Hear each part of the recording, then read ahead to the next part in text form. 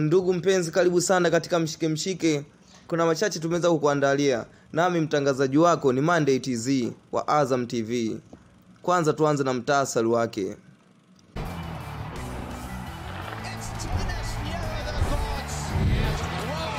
Mambo yazidi kuwa magumu kwa upande wa TFF, mambo yazidi kuwa hali tete kwa upande wa TFF kutokana na maombi yale yaliyopeleka Yanga kutimiziwa ili kucheza dabi ya Kariakoo Tanzania.